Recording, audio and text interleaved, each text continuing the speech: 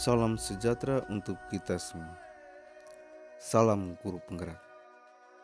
Saya Hermanus Pajama Manuk, calon guru penggerak Angkatan 9.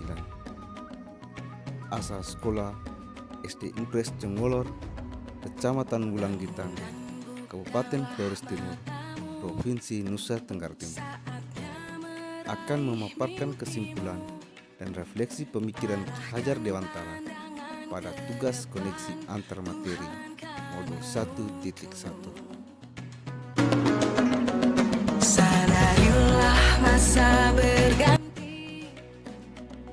Saya akan merefleksikan diri saya melalui 3 pertanyaan sebagai berikut. Yang pertama, apa yang saya percaya tentang murid dan pembelajaran di kelas sebelum saya mempelajari modul 1.1. Yang kedua, apa yang berubah dari pemikiran atau perilaku saya dalam mempelajari modul 1.1. Yang ketiga, apa yang dapat segera saya terapkan dengan lebih baik agar kelas saya mencerminkan pemikiran Ki Hajar Dewantara. Yang saya percaya tentang murid dan pembelajaran di kelas sebelum saya mempelajari modul 1.1. Yang pertama, semua peserta didik mendapatkan perlakuan yang sama. Dalam hal ini, tidak sesuai dengan karakteristik setiap peserta didik. Yang kedua, guru selalu mendominasi pembelajaran di kelas. Dalam hal ini, guru lebih fokus ke ceramah. Peserta didik hanya duduk diam dan mendengarkan. Yang ketiga, guru kurang memahami karakteristik peserta didik.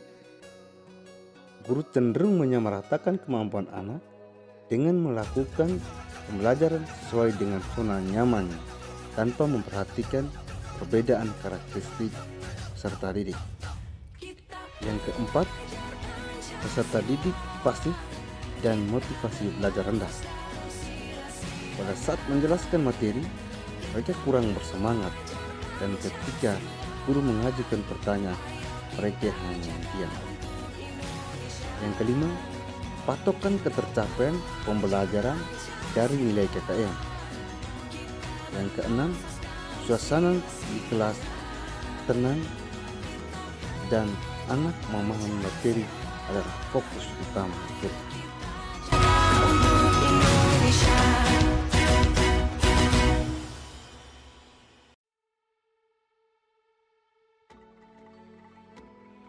Yang berubah dari pemikiran atau perilaku saya setelah mempelajari modul 1.1. Saya dapat mengubah pemikiran. Yang pertama, guru bukanlah satu-satunya sumber belajar. Apapun ada di sekitar kita dapat digunakan sebagai sumber belajar anak. Tugas guru menuntun mana yang baik dan mana yang tidak baik. Yang kedua, pembelajaran berpusat pada anak. Anak akan lebih aktif karena terlibat dalam proses pembelajaran hingga dapat mengkonstruksi pengetahuannya. Yang ketiga, ketercapaian belajar tiap murid berbeda.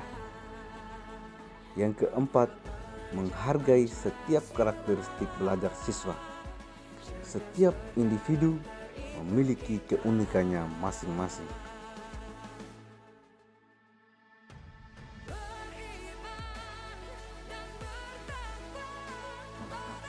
Selain itu juga saya dapat mengubah perilaku saya. Yang pertama, mengemas pembelajaran yang menarik agar motivasi belajar siswa meningkat. Yang kedua, menerapkan model pembelajaran yang bervariasi. Yang ketiga, memberikan kebebasan kepada anak untuk menyelesaikan setiap tugas sesuai dengan minat, bakat, dan kreativitasnya masing-masing. Yang keempat, lebih cermat melihat bakat anak melalui pendekatan personal.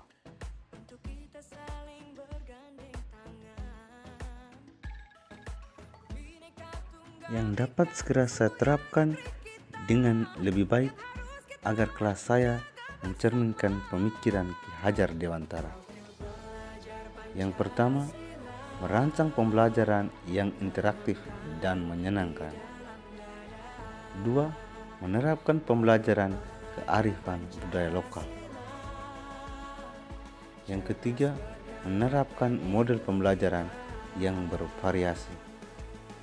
Yang keempat, menerapkan konsep merdeka belajar dan mengintegrasikan setiap pembelajaran dengan pencapaian profil belajar Pancasila.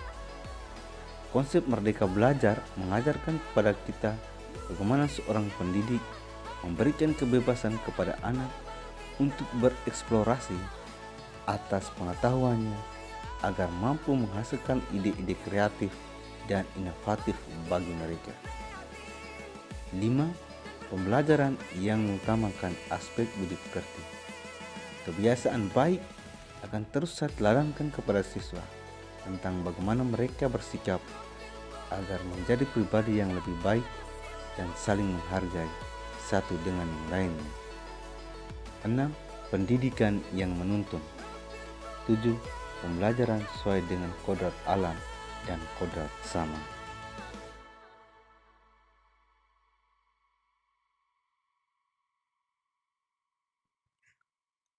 Refleksi dari saya, peserta didik dan guru menerapkan konsep merdeka belajar dan berkolaborasi mengembangkan potensi sesuai dengan karakteristik peserta didik.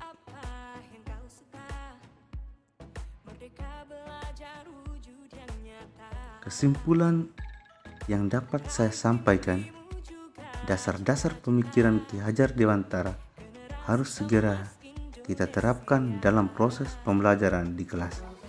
Di antaranya, yang pertama, menuntun anak sesuai dengan minat dan bakatnya.